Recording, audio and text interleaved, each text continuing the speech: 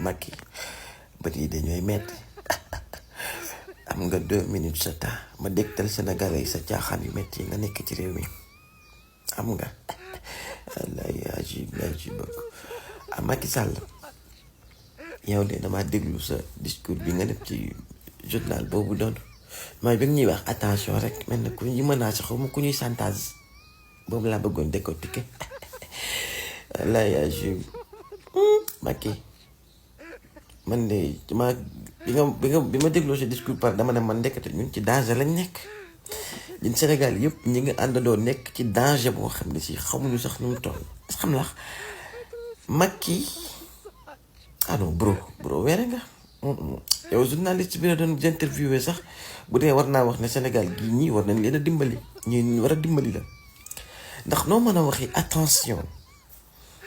y a des forces organisées naan na yéen ñun opposition bi maanaam ñun daal suñu sécurité daa dépendre ci ay opposition bu organisée bu déggoo seen biir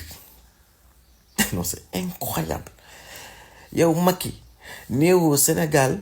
ku fi dugg si di nga xam ne sa yoon nekku ci parce que on a une armée organisée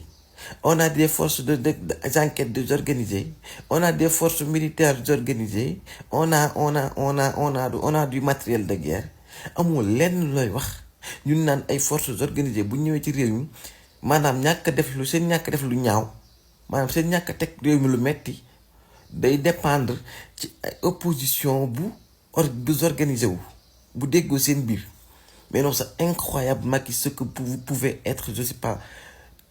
Macky, est-ce que vous relatez? Est-ce que vous avez une intelligence? Est-ce que vous avez une intelligence pour vous? Non, damay la question là rek. Macky Sall bu ñu fonto. Wallahi, je n'ai jamais été aussi déçu par un discours que ce discours présidentiel surtout que ce bés bi nii. Mais nag li nga wax xamul tax ma koy dëggal Macky. lu ne xew na fi réew mi nee nañ fi bus bi ba léegi kenn génneegul benn nit ne kii moo taal bus bi maanaam dañu am ci ay enquêtes yëpp ñu leen di ay enquêteurs ñu leen di fay police force FDS GIGN DIP lépp ñoom daal police bi suñu pur kaso bi fu ñu duggee mooy nit ku doon jël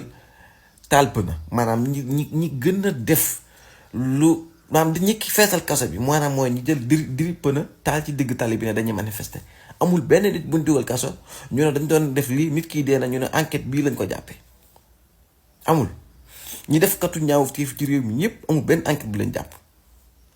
te nag naa xamal lenn force organisée yooyu ngay wax moom du dëgg tey du dëgg suba xamul tax réew moom moo di dem force organisée yo koy daaneel ak ya leen di gete ñoom ci bopp dañuy jël seeni responsable def seeni kagul yor seeni armée def ay déclaration tant que gis mu fi nit def seen yooyu def organisation def seeni kagul ak nangam def déclaration ne ñun kat ñi ngi ci frontière Sénégal wala ñi ngi biir Sénégal lii la ñuy réclamer nangam ak nangam danañ jël pouvoir danañ def lii duñ ko gëm fii benn force organisée amu fi force organisée yu ñu fa gis ñun xam nañ leen mooy France c'est une force organisée bu nekk di la jàppale ci ñaawteef yi ngay def États-Unis force organisée la bu nekk di la jàppale ci ñaawteef yi ngay def CEDEAO force organisée la bu nekk di la jàppale ci li ngay def Union africaine force organisée la bu nekk di la jàppale ci li ngay def justice su Sénégal force organisée la bu nekk di la jàppale ci li ngay def xam nga administration sénégalaise mën naa ko tuddee force organisée bu nekk di la jàppale ci ñaawteef yi ngay def ñii ñoo sonal Sénégal buñ génne woon seen loxo ci Sénégal nekkaat Sénégal ba mu nekkoon ba fekkoon dañu démocrate nit ñi am jàmm yoon am ci dëkk bi suñ xel yi nag Macky ñoo ko moom te dañ koy utiliser ëppoo ñu ko tey ëppoo ñu sax kiwi moom deer na man maa la ëpp kiwi fuuf di dem bàyyi sa caaxaan yi nga nekk bàyyi yi nga nekk wax nga naan way force organisée ñun de kon ñu ngi ci danger bu dee force organisée ñoo mën a yow nangu réew mi wala def ñaawteef ci réew mi te day dépendre juste rek ci opposition boo nga xam ne si dañuy organiser wu dañuy déggoo seen biir néewoo ñu armée néewoo ñu non c'est incroyable on est nul on a un président nul wallahi Achim Ngor si moo xorom rek